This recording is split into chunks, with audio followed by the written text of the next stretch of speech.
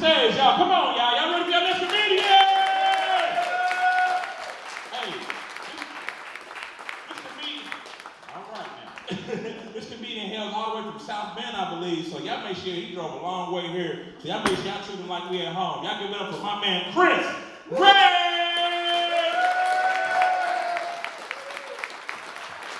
All right, how you guys doing?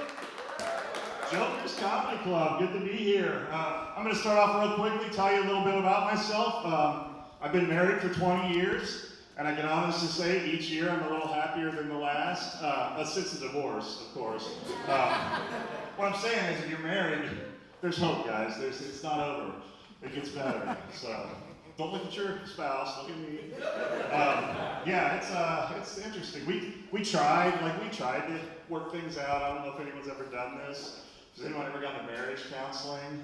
You don't have to raise your hand or anything, but they give you crazy things to do or to say. Like we had one marriage counselor tell us we should try some role playing in the bedroom to kind of spice things up.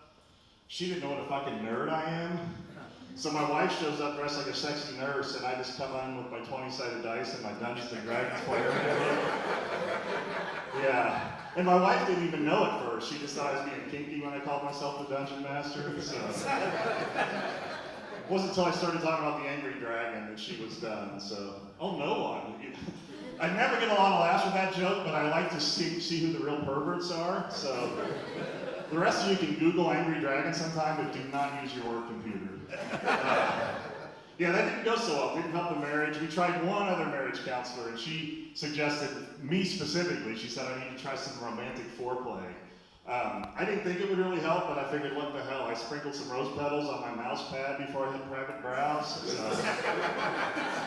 it was kind of nice. I enjoyed it, but it didn't help the marriage at all. So yeah, so now I'm single. That's interesting. Like I really was married for 20 years, so dating was so different back then. Like nowadays, it's all online. It's tough, man. Like I've been ghosted so many times now. My favorite dating app now is just a Ouija board.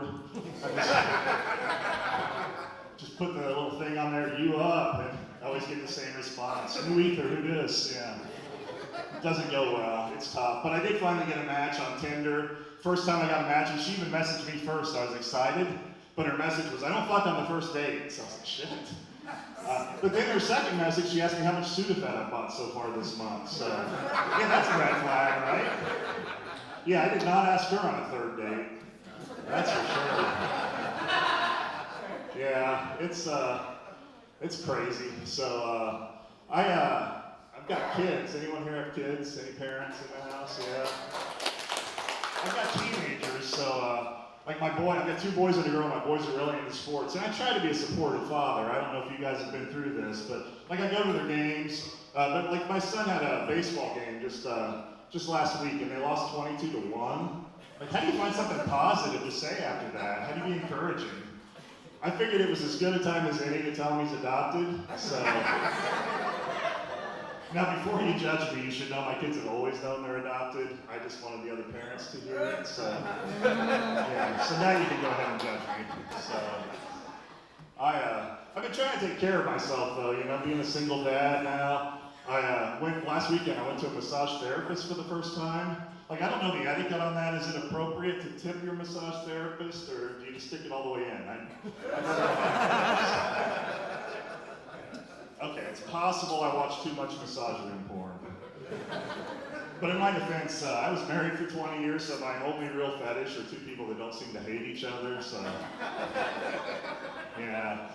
I don't know if you guys have been to Pornhub lately, but the front page is nothing but stepsister porn, and that's not my searches. Statistically, there's got to be about 10 of you fuckers in here tonight pushing those up there. So, but it's hard getting older. I don't know, some of you guys look like you might be close to my age, but some of you younger guys, man, you don't know what's in store for you. I remember when I was a kid and I had my first sports physical ever, and I had to drop my drawers and turn my head and cough, and I thought that was going to be the most awkward a doctor visit would ever get. Then I hit middle age. One day you go in for your routine physical thinking nothing's going to be different. Next thing you know, your pants are around your ankles and you're bent over the table thinking, this is a digital rectal exam. What was the old analog version like? Then you start thinking about how analog is spelled.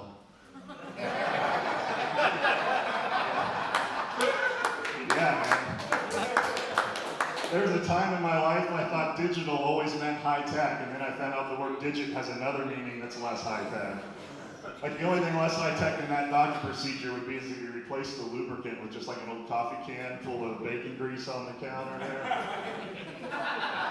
But it did give me an idea. Maybe on the dating apps I should be looking for millennial girls because I hear they like to eat ass and mine tastes like bacon. You're all welcome for that image, okay? Some of you are going to try to get to sleep tonight and you're going to have a little trouble and that image is going to come into your head. And you are not going to sleep. Oh man, it is tough. When I was younger, I used to be fascinated with documentaries about alien abductions. Anyone ever watch those? Except when I was a kid, I was terrified. I was afraid I'd get like taken up and get the anal probe. Now that I'm an adult, I realize how silly that is because the scary part's when you get back down to earth and your insurance company finds out you had a procedure done without getting pre-authorized. That's some scary shit. I've been doing that joke for a while now, but it's occurred to me the way things are going, we might have 5 years before the alien anal probe is the only healthcare any of us can afford.